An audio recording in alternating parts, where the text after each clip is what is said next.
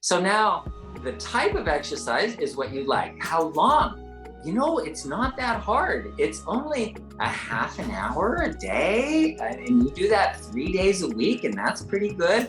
So how much do you exercise? So if you're on a rowing machine and you can look at how many calories you're burning, that's one way. If you can burn 100 calories an hour, that's okay. Um, you want to be able to get to about 300 calories an hour or so.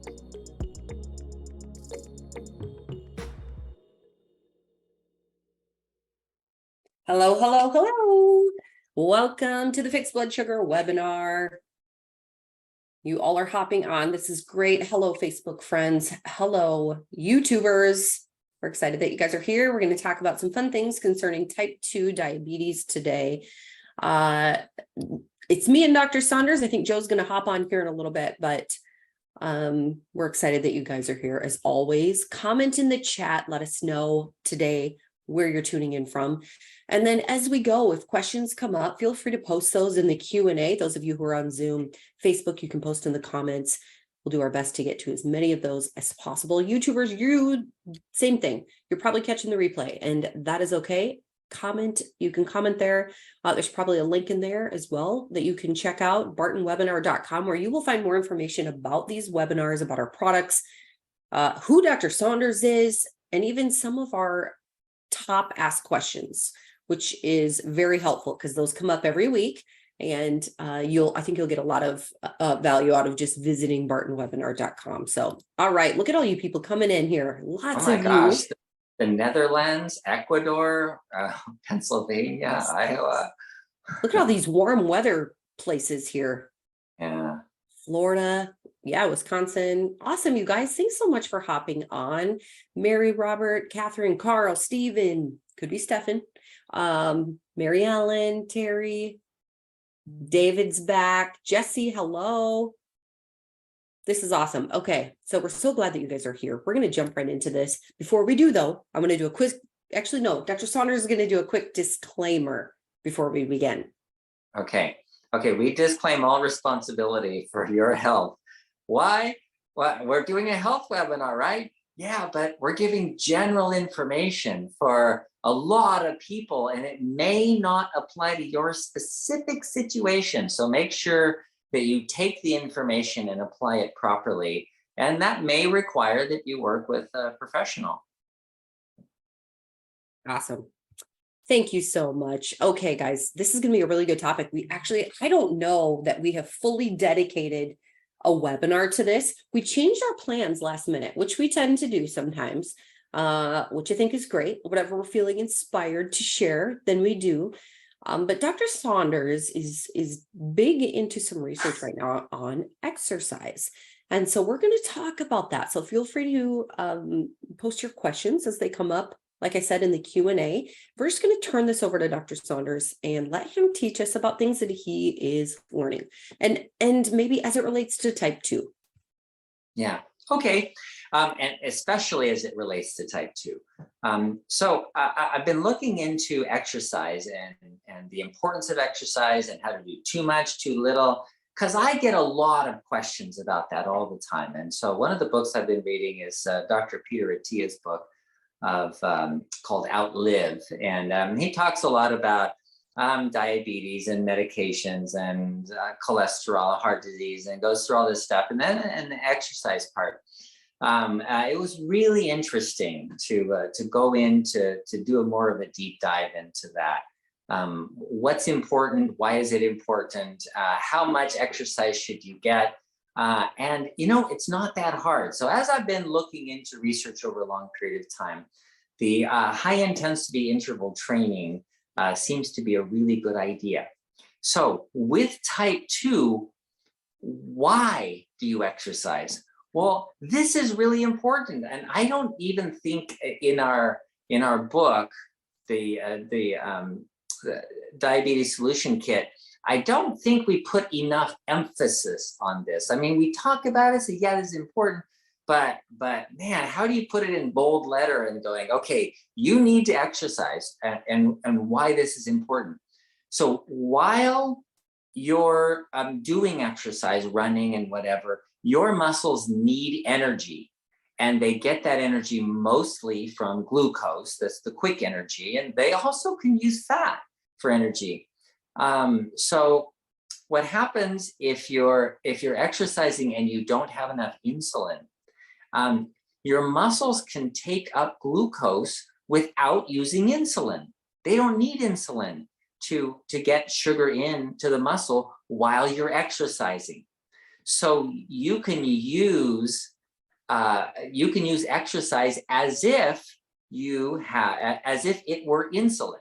So if your blood sugar is high and you go out for a run, you can drop your blood sugar down just because your muscles can take in that extra glucose because of the exercise that you're doing.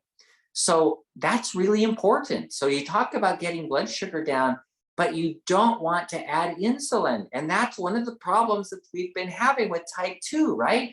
Remember, that people ask about their medications and I tell them, dude, you got to get the insulin resistance down. You got to get the insulin down. You got to have insulin sensitivity. That's what we're looking for. So if you take insulin, if you're injecting insulin, what are you doing? You're adding insulin on. You're making more insulin resistance. What if you're taking a pill like glyburide or even some of the new injectable ones? You're causing an increase in insulin, and that's how those medications work. But what's the long-term effect of that? Well, you're increasing insulin and you're increasing insulin resistance. So you're going to get more and more resistant to it. Why? Here's why. You have cells, liver cells, and most of the cells in your body are filled up with sugar. And this is the muscle cells too, right? So they're filled up with sugar, and so they stop. They're just jam-packed. So they stop making insulin receptors. So there's no insulin receptors on the cells anymore. So you can't get insulin into the cell. It cannot get in there. But you don't need it because it's jam-packed already. So then what happens to your blood sugar? Because the glucose can't get into the cell, what's going to happen? It's going to stay in the blood. And as you're eating, it can't get into cells. So where's it going to go? It stays in the blood. So your blood sugar is going up and up and up and up and up. And then your pancreas is going, dude, what's going on here? Blood sugar is going up. I got to make more insulin. Makes more insulin. What good is that insulin if your cells are not making insulin receptors anymore? It's useless. And all you're going to do is you're going to find those few cells that have, they have 5 more receptors on them. And it's going to put more sugar in there. And then the cell's going to go, oh my gosh, got to get rid of those. So then the cell gets rid of those. Now your insulin resistance is worse. And that's what's happening. But what if you exercise? You're not using insulin. Guess what? You're using up all of that glucose in the cells. You start using it up.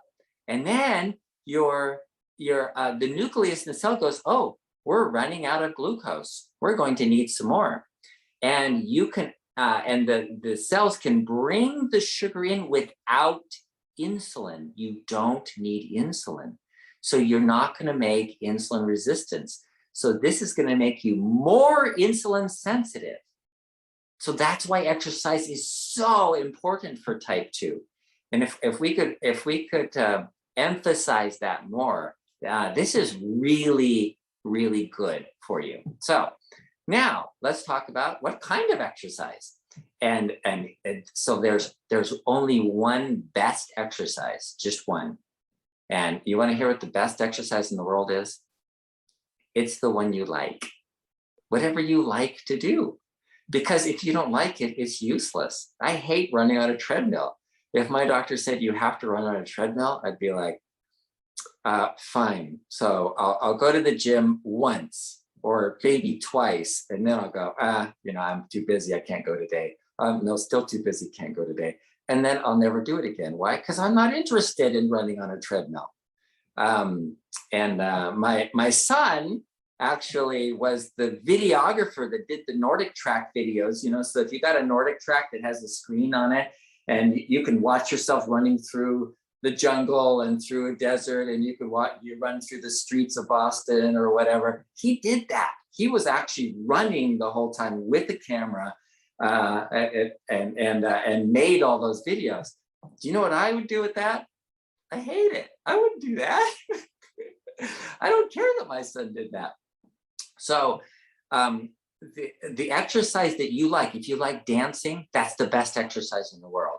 If you like running, that's the best exercise in the world. If you like jumping on a trampoline, that's the best one. So to have somebody tell you that, oh yeah, you got to do strength training in a gym, and that's the only way to build muscle, and you can't do it any other way. Go, yeah, it's okay, but it's not the end all be all. So I kind of enjoyed my classes. I used to take CrossFit classes, and I kind of enjoyed the CrossFit classes because I was with somebody. My brother was there. And so my brother and I would do this together. We'd run together, we'd lift weights together. We'd kind of compete, how many push-ups can you do and all that kind of stuff. So it made it interesting because he was there. But when he left, then it no longer became interesting. So I don't go to CrossFit anymore. How long do you recommend people exercise? Okay, that's the next thing. So now the type of exercise is what you like. How long? It's not that hard. It's only a half an hour a day, and you do that 3 days a week, and that's pretty good. So how much do you exercise? So if you're on a rowing machine and you can look at how many calories you're burning, that's one way. If you can burn 100 calories an hour, that's okay. You want to be able to get to about 300 calories an hour or so, but for 20 or 30 minutes. But there's an easy way, and that's what the book told me, is the easy way to monitor it is you need to be breathing hard, but not so hard that you can't talk. So if you're breathing so hard that you can barely get a word between breaths, that's too much. Or it does, you could do that too much, but you don't need that much. You can build your mitochondria, you can use up the glucose. All you need to do is just breathing hard to the point of you can still say a sentence in between breaths. It's breathing that much for about 20 to 30 minutes. Okay. Very interesting. Yeah. The other way we were looking at it is you can do the HIIT, the high intensity interval training. And that's, again, the exercise you like, but you do high intensity for a short burst, like 10 seconds, and then you walk for 30 seconds, and then a short, like sprinting for 30 seconds, for 10 seconds, and then walk for 30 seconds. And you only do that for like 12 minutes a day. And that's all it takes. I mean, who doesn't have 12 minutes? So you can do the high intensity stuff for a shorter period of time, or you can do the what do they call it? Stage 2 exercises where you're just breathing hard for about 20 to 30 minutes. It doesn't take a lot, but it makes a big difference in your ability to get your insulin sensitivity back, because that's really what you want. And exercise is essential for that. It seems like there's a lot of discussion about steps and the number of steps that you get per day. Any thoughts on that?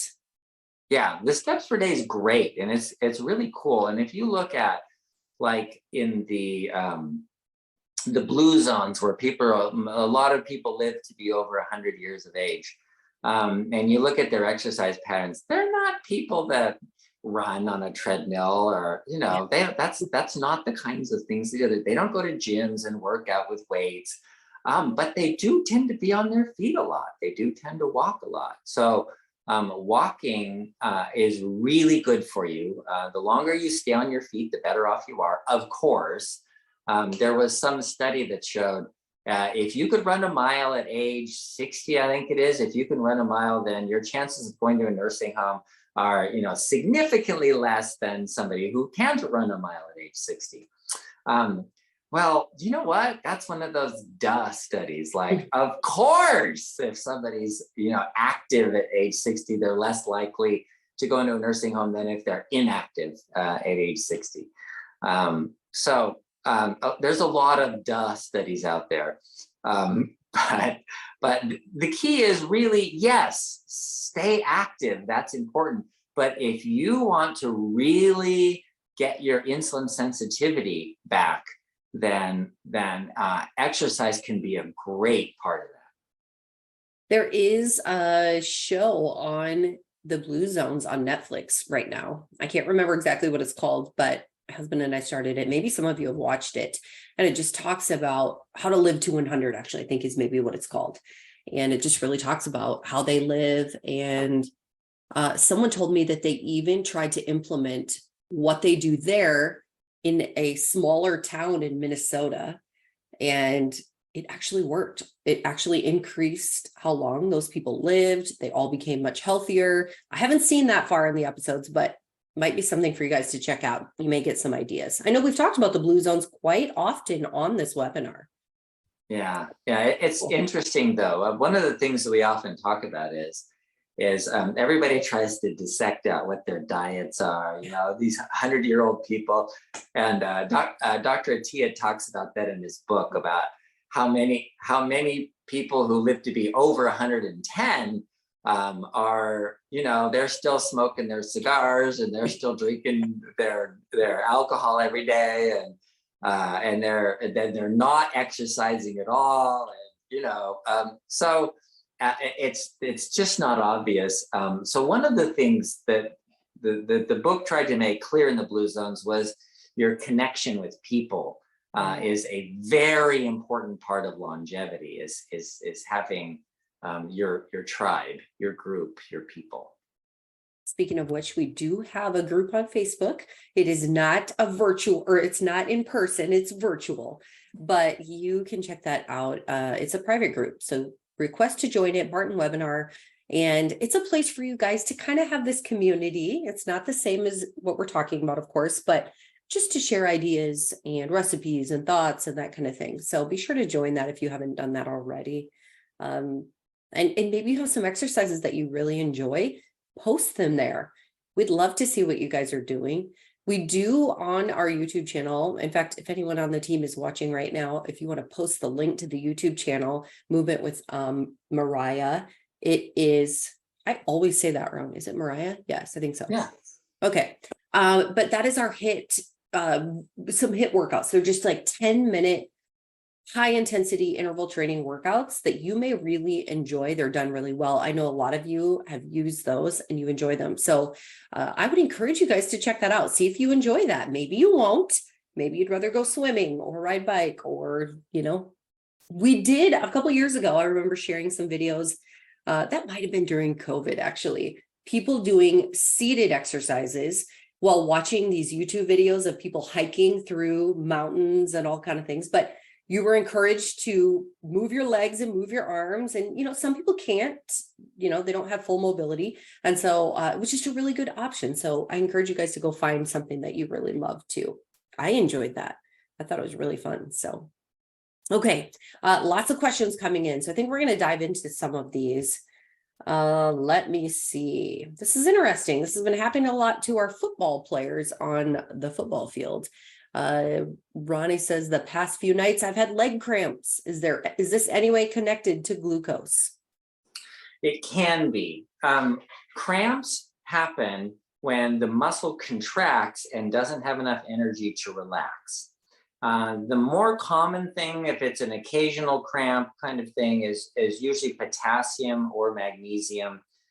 Calcium, the sodium, potassium, magnesium, calcium. Those are the electrolytes primarily that can affect whether your muscle can relax or not.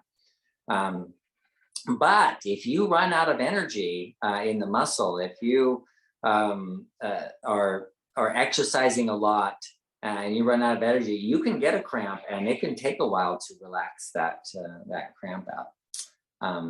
So yeah, it could be. Valerie says, I'm taking metformin plus Synachroma plus berberine twice a day. Can I stop metformin and just take the others? Will I have trouble? It's not likely you'll have trouble. As to whether you stop it or not, you know, talk to your doctor about that. but having the Synochroma berberine, I usually recommend berberine now instead of metformin. I used to recommend metformin. And I know Dr. Attia was reading his book for longevity. He recommends metformin as well. But I think berberine has all the benefits without any of the risks and side effects of metformin. So I kind of lean towards that instead of. So yeah. And one of the things that some people who have been having a lot of success with the diabetes solution kit and with using berberine, for example, are saying is that their numbers will start to decrease significantly. And then they go to the doctor and they say, oh my goodness, I need to get off my medications, or I need to lessen them because my numbers are so low. And a doctor will gladly do that, I would think, right? They don't want your numbers to get too low. So yeah. Be a good option. Okay, let's see, what else do we have here? Joe just sent a message saying, got any remedies for a nonstop faucet leak? Oh, that's funny. Maybe you do. Oh, Joe.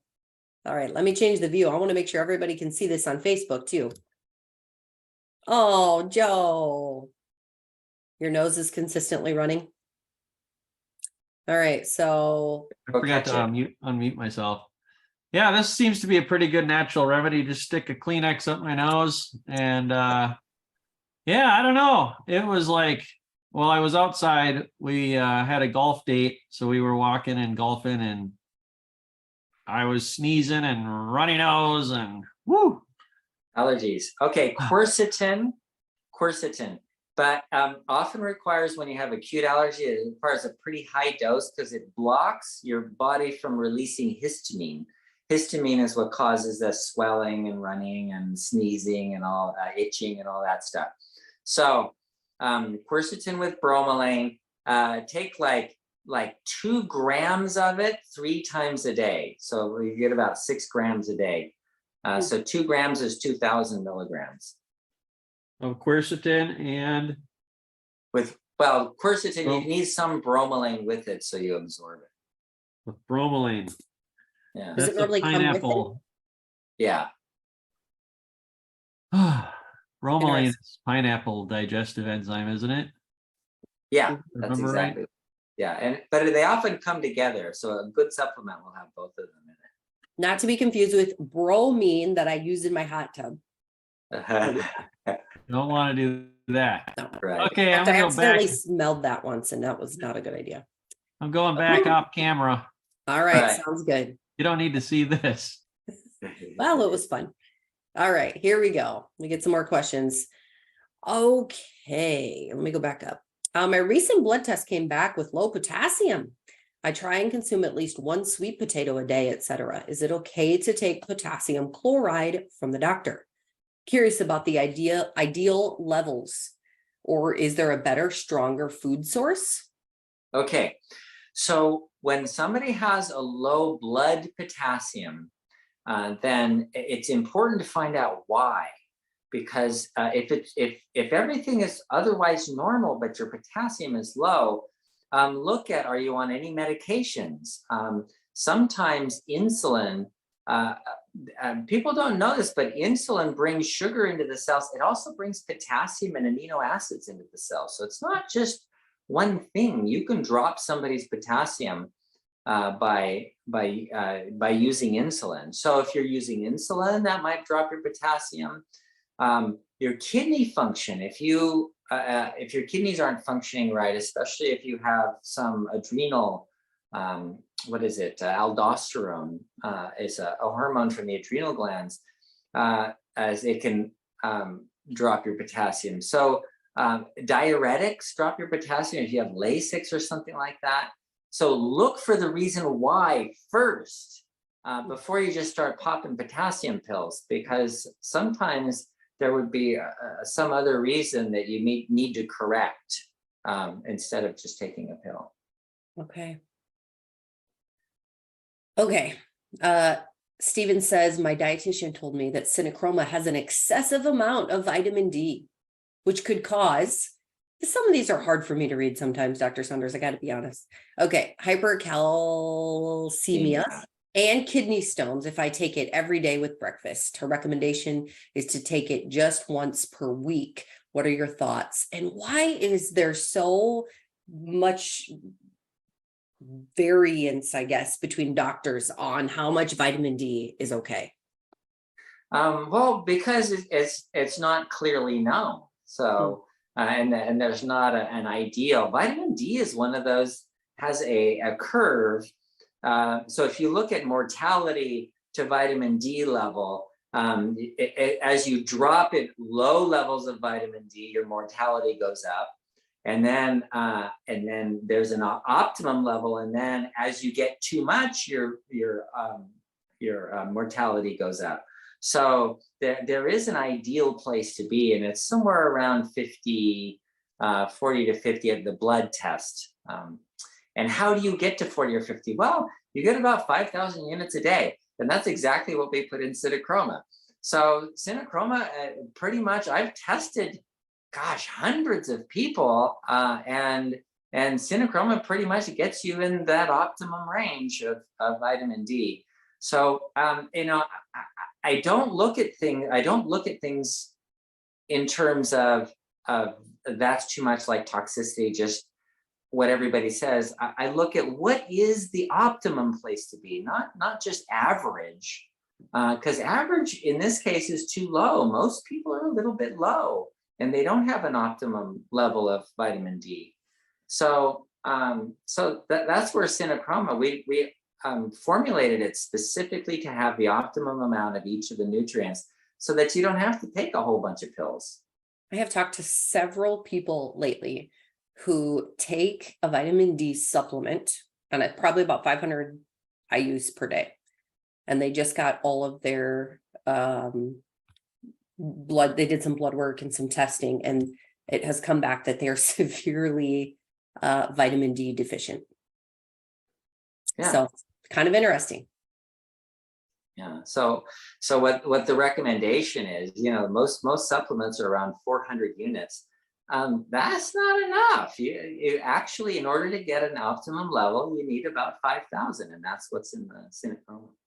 Yeah, and these tests were people that they had done them at the end of summer, and they had been in the sun a lot, thinking their vitamin D was completely fine. So very interesting. Yeah. Okay, good stuff. Good questions. Ashley had asked, who was the author for that book, Outlive? Peter Attia. All right. And how do you think you spell Attia, just so we know here? I think it's one T, Attia. Okay. Attia, yeah. All right. And he also has a blog. You can actually just go online, look at his blog. Okay, cool. All right. Let's see, Carl. Okay, this is a good message. I think you emailed me about this, Carl. I have to fly internationally several times a year. When I fly, I chew gum to relieve pressure on my ears. However, because gum contains a sweetener, either sugar or artificial, I have learned from these webinars that it's best to avoid chewing gum. My doctor has limited my liquid consumption to 1 liter per day, so I cannot drink water during the flights. Is there something else I can use instead of gum?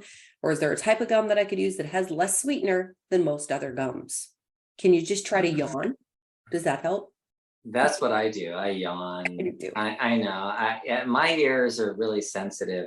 My kids all went and did scuba lessons last week, and they got scuba diving certification. And I went underwater, and it just bugs my ears. I have ear pressure issues.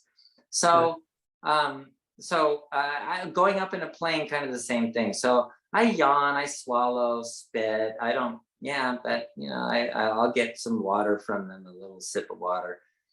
So yeah, there's no, I don't know, one way. Chewing can be helpful. I don't know. And I wonder too, someone who maybe is limited on water when you're flying, what do you think about those electrolyte packets, like the IV therapies that you mix with water just to get some of that sodium, maybe with limited water? What do you think about those? Yeah, those are okay. They're fine. In order to taste good, they have to limit the amount of potassium and magnesium they could put in there. And the sodium has to be balanced with a lot of sweetener of some kind Yeah, usually. true.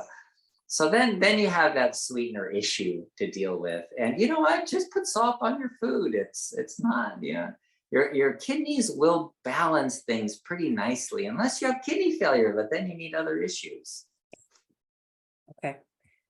Let's see. And Anonymous said, several people, I've noticed several people have asked about that book, Outlive. Outlive is the name of the book. And just so that you know, if you read it, I don't agree with everything he says in that book. I really like his a few of the chapters in there, but he talks about statins, for example, how important they are, and again, it's narrow. It's too narrowly focused on just looking at cardiovascular mortality and not all-cause mortality. So that's why I disagree with what he says about that specific thing. okay. Just so that you know, in case you read it. Yes, that's good to know. Okay. So Michelle had asked, do you need fat to absorb vitamin D? Oh, good question. It actually is helpful. Since it's a steroid hormone, it's pretty well absorbed. The body doesn't need a fatty meal to absorb it. But if you do eat a fatty meal, it's absorbed very readily. So yeah. Okay. All right. Anonymous says, I have gallbladder surgery in 2 days and my blood work said my protein levels were low. I've been eating lots of veggies each day for fiber and salmon 1 to 2 times a week. And the recovery paperwork says to consume protein for healing. Any ideas on what to eat? Okay. Yes. Go into the phase 1 of our diabetes solution kit. And just do the program because it's going to keep your low carbohydrate and you're going to be able to eat higher protein meals. And you know what? I don't generally recommend, even in this kind of a case, that you add protein powders to things. You know what? Eat an egg. Eggs are a great source of protein. They have all the amino acids in just the right amounts. Everything you need is found in eggs. They're a great source of protein.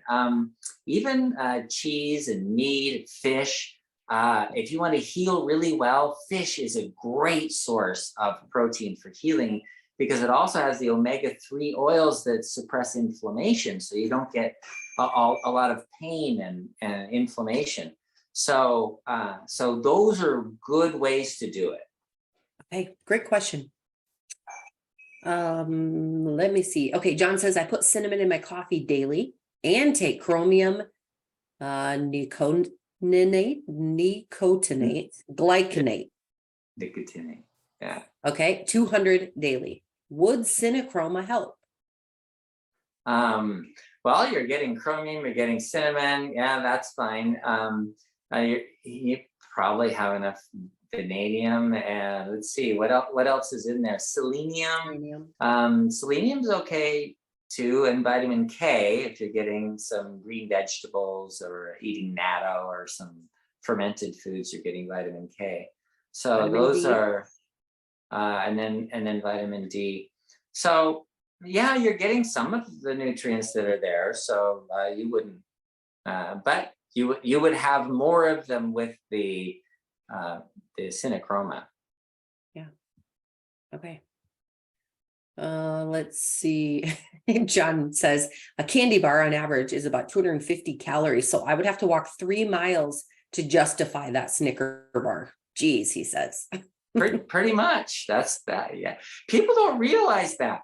So one time I was in a CrossFit class and the coach, there was a little space of time and the coach said, go over to the rowing machine and burn 100 calories. And they're like, 100 calories, that's nothing. That's an apple, big deal.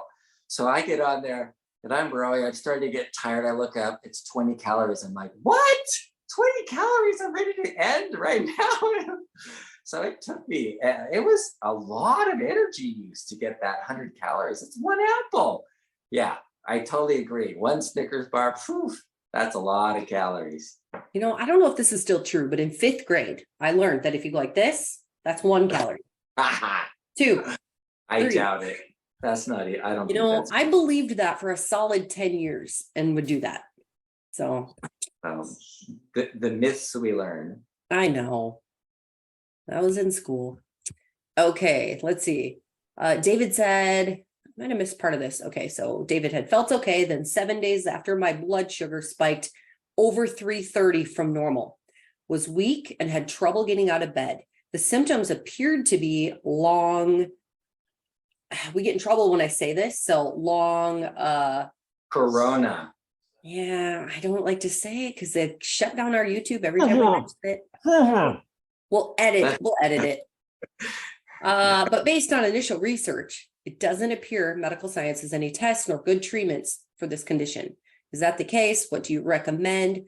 Blood sugar has started to decline. So anything that you might recommend for someone who has gone through, had a virus? Yeah. Okay. So that's really important if you because if that's going on and you're really fatigued from it, because that virus can cause the resurgence of another virus called Epstein-Barr virus that causes mononucleosis and severe fatigue and all of those issues. So yes, go to the FLCCC website. That's F as in Frank, L as in Lamb, and then 3 C's. And that they have a protocol for dealing with this post-viral illness stuff. Awesome. Okay. The corona. You know, we're gonna have to edit that. We're gonna have to edit it. Seriously, guys, I think that's okay to say. We literally can't mention it without them shutting it down. So it's the world we live in right now. All right, let's see. Tell Dr. Saunders and Leslie, absolutely right. Exercise is just like that, better than insulin. And I'm a witness on the brain and bringing your insurance levels down and normal. Thank you for your testimony. Insulin levels down. Insulin levels down. There we go. Insurance levels down. Awesome, Eric. Thank you. Yeah. He also says, I believe you are one of the best, Dr. Saunders. So that's awesome. Thanks. Okay. Vincent said, I've been detoxing since June and my continuous glucose monitor reading and is reading an average of under 5. Then hemoglobin A1C is 68. Why is my hemoglobin A1C taking so much to come to normal? Why is it taking so long? Okay, 5.8 is non-diabetic, but and 5 is a little on the high. You want it between 4 and 5 ideally. And so these numbers are Canadian numbers. That's why. So that would be equivalent of 120 to 150, kind of the 5 range. So why? I mean, since June, that's a long time. So you've gone 3 months, you know, of this, and 90 days is enough to get down to normal. So the question of why is a great question, and that's why we have this webinar. Is how can we help you to be successful in this? So one of the things to do is to look at your exercise program.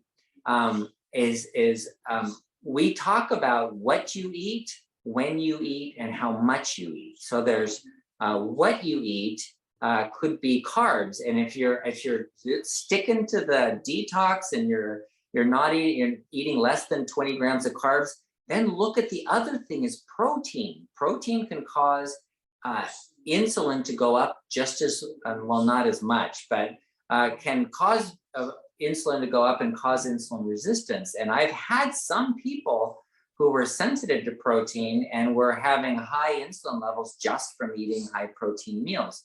So, and the other thing is fat. Fat causes insulin resistance and makes your insulin go up. And then the other thing is if you have a lot of stress. So stress is something that causes you to get insulin resistance anyway. So if you're eating anything and you have stress, even your liver can make glucose out of protein. And that's one of the issues that can keep your blood sugar up. So stress, too much fat, too much protein, too much carbohydrates, not enough exercise. Those are the first 5 things to look at if the program isn't working for you. All right. Let me see here. Just a reminder too that you guys can go to bartonwebinar.com and there you will find a link to the diabetes solution kit. If you don't have this or you're wondering what we keep mentioning, this is it. And if you use code webinar25, you'll save 25%. So bartonwebinar.com is the place you want to go for that. Larry has a couple questions here. Is there any difference between the green apple flavor and the lemon iced tea flavor of Fiber Greens? I don't know if it's just flavoring, but I don't know. Just Joe? flavoring. Just Just flavoring. Everything else is the same. Yep. Okay. And then is either just one scoop in the morning before breakfast, and it should last all day. You know what? I've been getting a lot of emails about this actually too. How often should I take Fiber Greens? Is it better on an empty stomach, etc.? Well, any thoughts about that?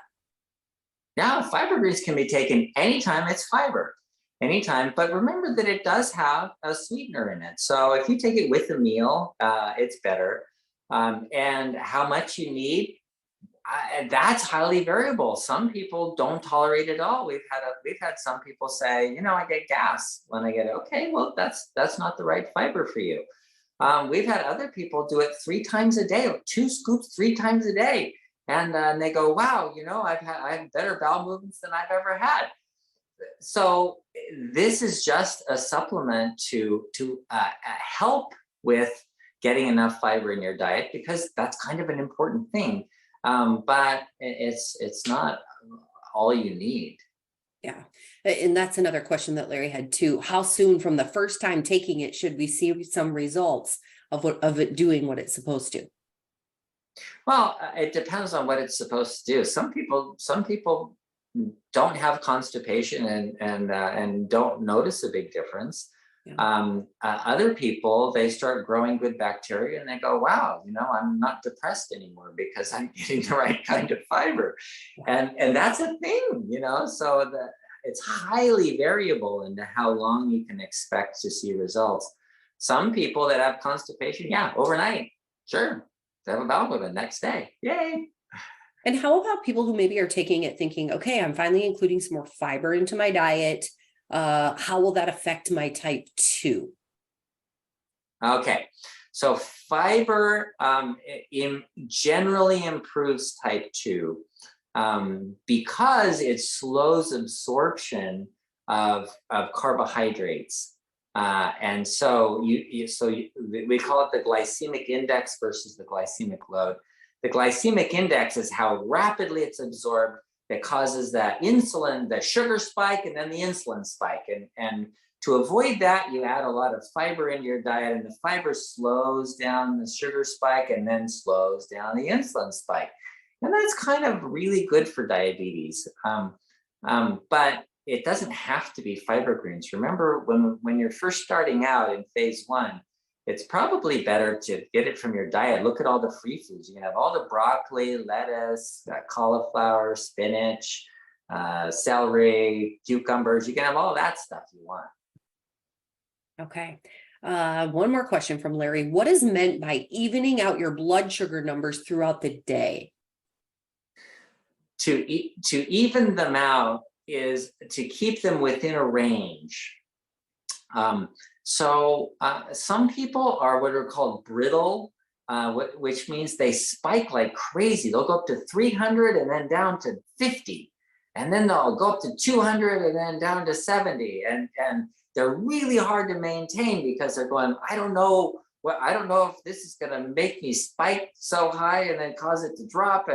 And so the evening out is keeping it in the range. And so ideally between 70 and 90. And then when you eat, it can go up to 110, maybe 120 is okay. But keeping in that 70 to 90 range is kind of an ideal.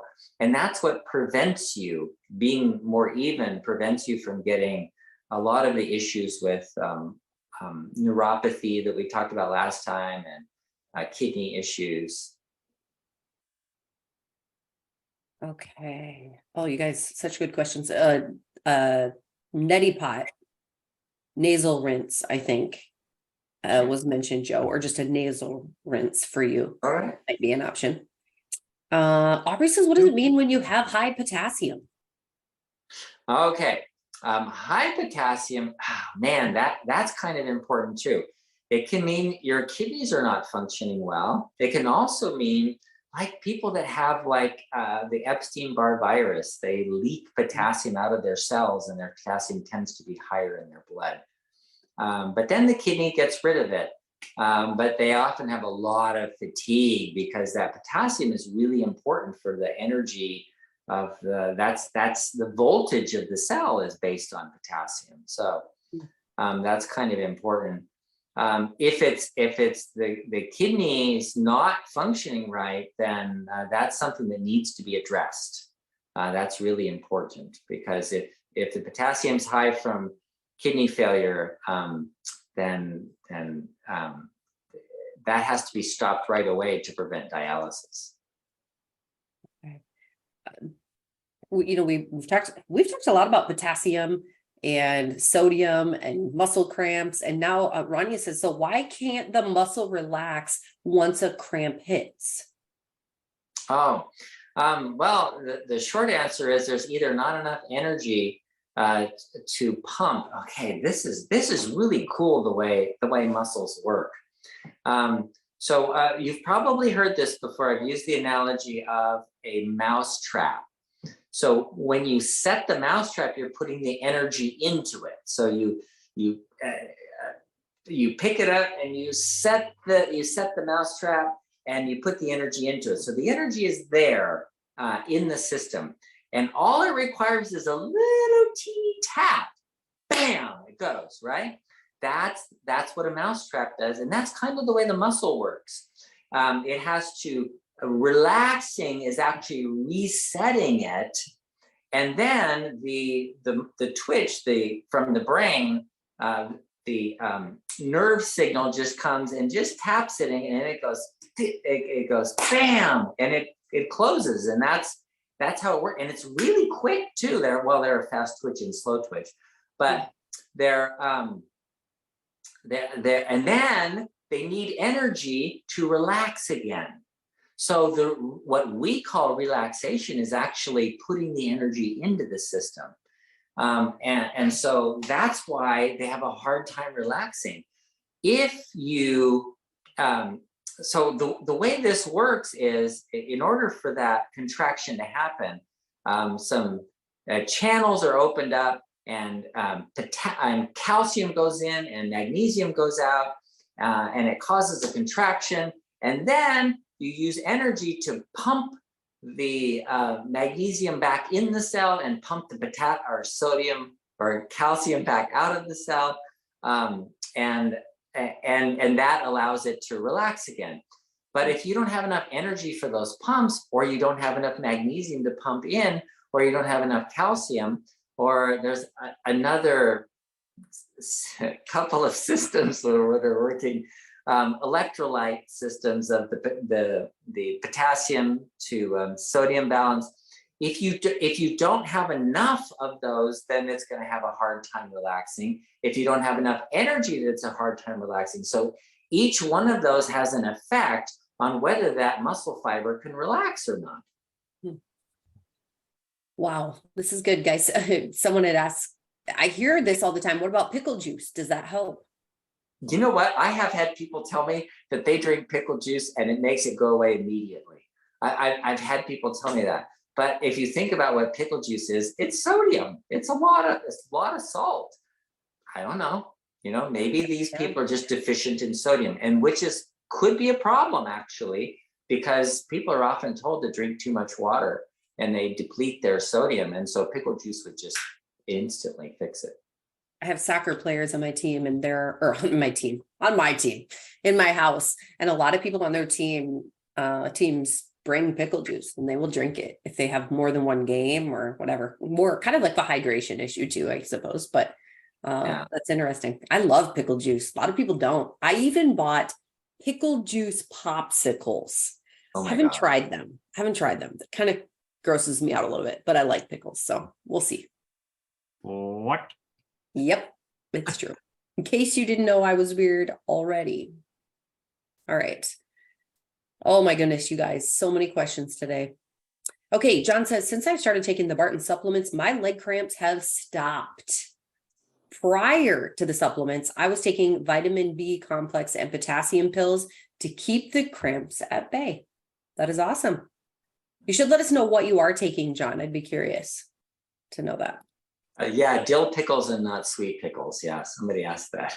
That's true. Yes, dill pickles.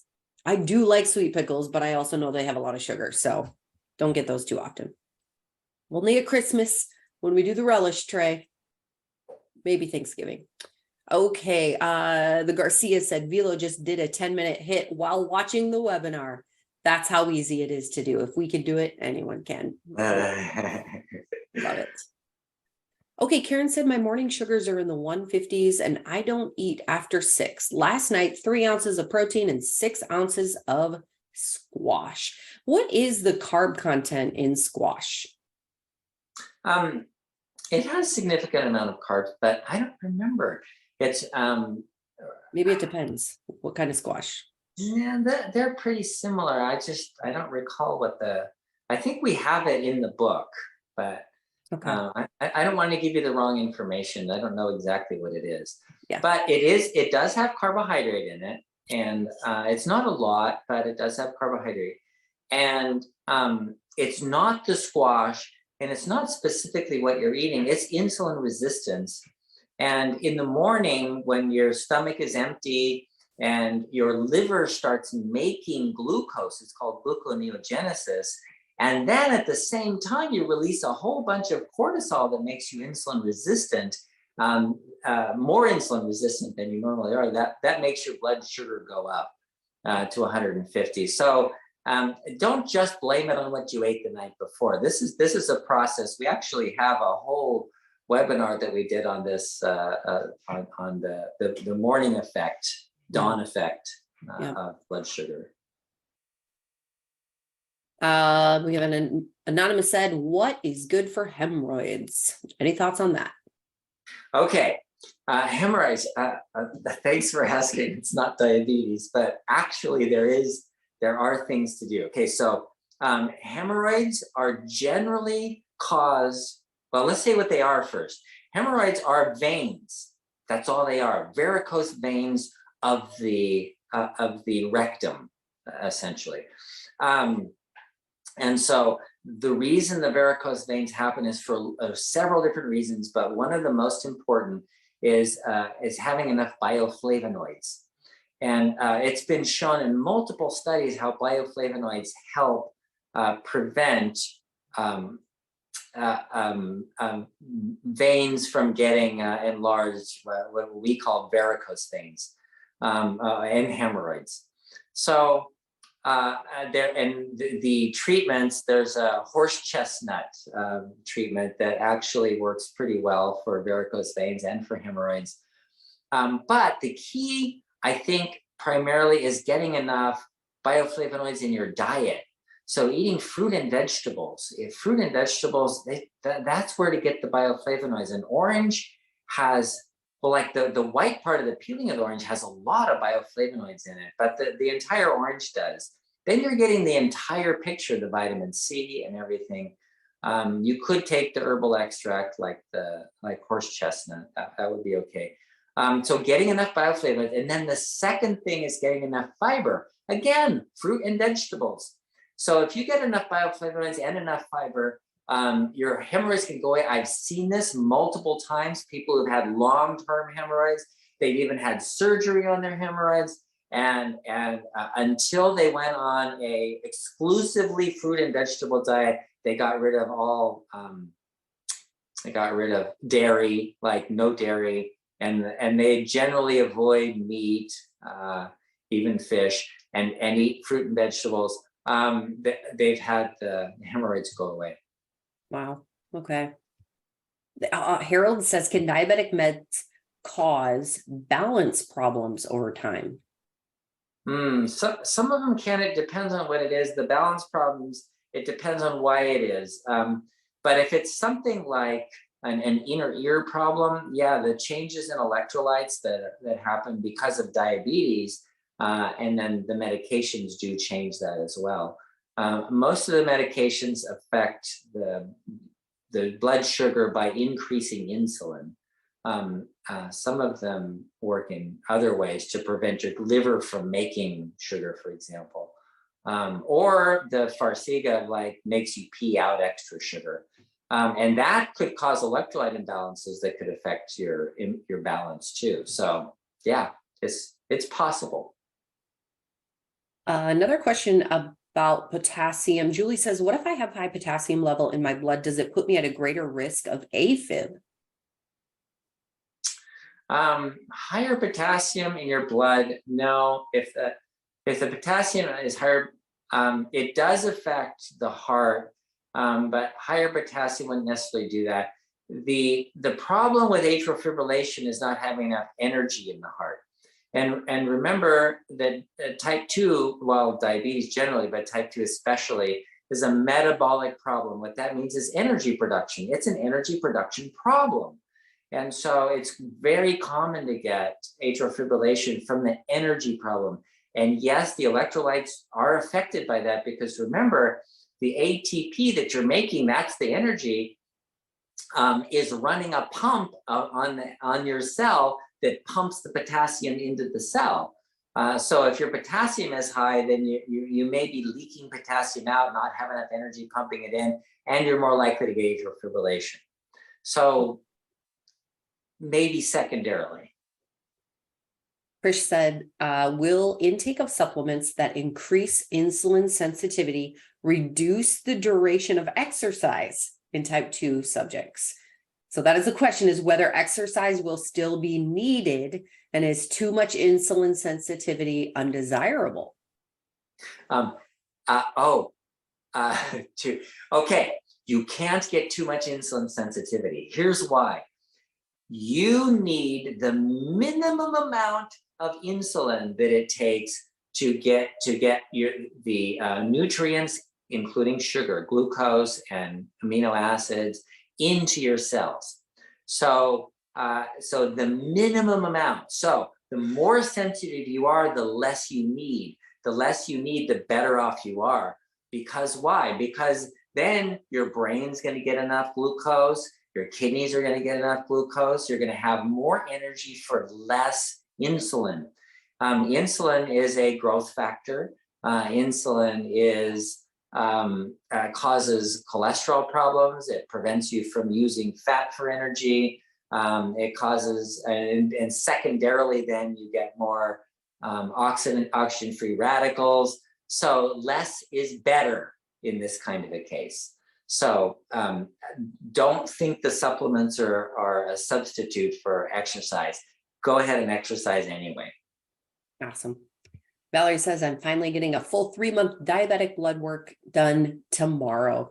This was hard. The doctors in Ontario, Canada only do 3 or 4 tests. He had never done all that I'm supposed to have. I had to tell this virtual doc what the test was and why I wanted it. I was shocked that I had to explain it. Well, there you go. See, if that's all it takes, if the doctor gets an explanation and goes, oh yeah, that's a good idea. Okay, then they'll do it. That's and way great. to take your health in your own hands. Yeah. That's great work. Great. Good job. Yeah. Okay, Dr. Saunders, you're awesome. Thank you. We'll see you next week, or actually I'll see you tomorrow. Oh yeah, tomorrow. Bye. Thank you, Dr. Saunders. Okay, bye. All right. So for those of you who don't know, we have our Healthy Heart webinar tomorrow. So that is at 12 noon Central Time. And Dr. Saunders will be back with us talking about all things healthy heart. And for some of you, you're thinking, okay, how can I do the diabetes solution kit? And then also, I want to prevent heart disease or just make sure I'm staying healthy. Can those two things go together? You bet. And we will talk about that tomorrow. So if you haven't registered for that, you can go to bartonwebinar.com, register for that free webinar, same format as this. It's a really good webinar as well. And If you have any other questions, Barton Webinar is the place you want to go. Use code webinar25. You'll save 25% on either maybe the diabetes solution kit or any of the supplements that we talked about. I know that there were a lot of questions that we did not get through today, so bring those next week. And I think that's it. Someone said, is this time change for the webinar going to be permanent? I think this one has been at this time for quite some time. So the fixed blood sugar webinar is on Wednesdays at 1 p.m. Central, and then the Healthy Heart webinar is at 12 noon Central time on Thursdays. Okay, that's it. Thank you, Joe, for hopping on, being there, showing us your stuffed up nose. That was fun. Always better. Well, maybe I not, took the but- Kleenexes out of my nose, so yes. All Good to right, be here. well, I'm just blessed to have you and Dr. Saunders be able to run things. So great job. We have great people attending, great questions. I love this. this is a great webinar. Go team, go get them. Have a great week, everyone. Bye. God bless. Bye.